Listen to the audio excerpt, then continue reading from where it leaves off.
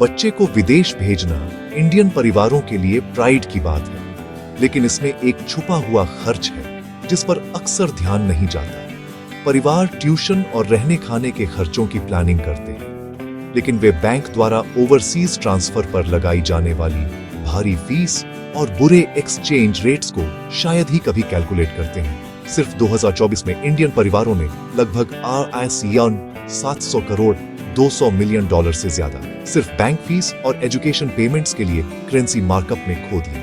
RS 30 lakh भेजने वाले परिवार के लिए RS 55,000 तक हिडन चार्जेस में गायब हो सकते हैं। यह पैसा कई महीनों के जरूरी खर्चों या घर वापसी की फ्लाइट का खर्च उठा सकता है। जैसे जैसे ज्यादा स्टूडेंट्स विदेश जा रहे हैं, ये नुकसान 2030 तक डबल होने वाले हैं, जिससे फॉरेन एजुकेशन और भी महंगी हो जाएगी। असली प्रॉब्लम ट्रांसपेरेंसी की कमी। बैंक शायद ही कभी सभी फीस और अनफेवरेबल रेट्स पहले से बताते हैं। परिवार अपने बैंकों पर भरोसा करते हैं, लेकिन मिली हुई फाइनल अमाउंट अक्सर उम्मीद से बहुत कम होती है। ये हिडन कॉस्ट्स चुपचाप एजुकेशन बजट को खत्म कर देते हैं, जिससे परिवारों के लिए अपने बच्चों के सपनों को सपोर्ट करना मुश्किल हो जाता है। अब इस साइलेंट फाइनेंशियल लीकेज पर रोशनी डालने का समय आ गया है। ट्रेडिशनल बैंक्स के जरिए विदेश पैसा भेजना हिडन कॉस्ट से भरा है। बैंक्स एक्सचेंज रेट्स में 2-6% का मार्कअप ऐड करते हैं, जिससे वे डिफरेंस को अपनी जेब में डाल लेते हैं। इसके ऊपर आप ट्रांसफर फीस देते हैं और आपका पैसा इंटरमीडियरी बैंक्स से होकर गुजरता है। हर कोई अपना कट लेता है। जब तक फंड्स स्टूडेंट तक पहुंचते हैं, रिसीविंग बैंक्स और भी ज्यादा काट सकते हैं। ये सभी डिडक्शंस आपके टोटल ट्रांसफर का 5-7% तक खा सकते हैं। इससे भी बुरा, प्रोसेस स्लो है। ट्रांसफर में कई दिन लग सकते हैं, जिससे पेमेंट डेडलाइंस को लेकर स्ट्रेस होता है। ट्रेडिशनल बैंकिंग महंगा, स्लो और ट्रांसपेरेंट बिल्कुल नहीं है। शुक्र है, डिजिटल रेमिटेंस प्लेटफॉर्म्स गेम बदल रहे हैं। ये फिनटेक कंपनियां लोकल बैंक नेटवर्क्स का उपयोग करती हैं, महंगे इंटरनेशनल रूट्स को बाईपास करती हैं और फीस को कम करती हैं। आप इंडिया में रुपए डिपॉजिट करते हैं, कंपनी विदेश में पाउंड या डॉलर का पेमेंट करती है। कोई महंगा इंटरमीडियरी नहीं। वे real mid market exchange rates offer करते हैं और सभी फीस पहले से दिखाते हैं, ताकि आपको ठीक पता हो कि आप क्या पे कर रहे हैं। ट्रांसफर तेज होते हैं, अक्सर घंटों में पूरे हो जाते हैं, दिनों में नहीं। प्रोसेस सिंपल, ट्रांसपेरेंट है और आपके फोन या कंप्यूटर से किया जा सकता है।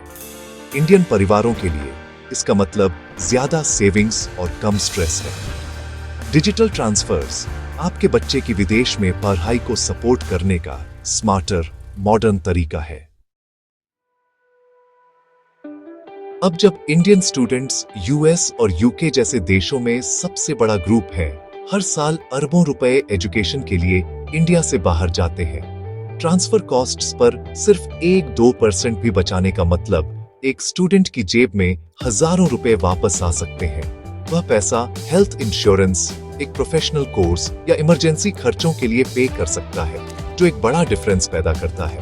जिन परिवारों के फाइनेंसेस पहले से ही तंग हैं, उनके लिए अनावश्यक फीस से बचना बहुत जरूरी है। बचाया गया हर रुपया एक स्टूडेंट की वेल बीइंग और फ्यूचर अपॉर्चुनिटीज को सपोर्ट करता है। नेशनल स्केल पर इन नुकसानों को कम करने से इंडिया की ज्यादा दौलत उसके लोगों के लिए काम करती है।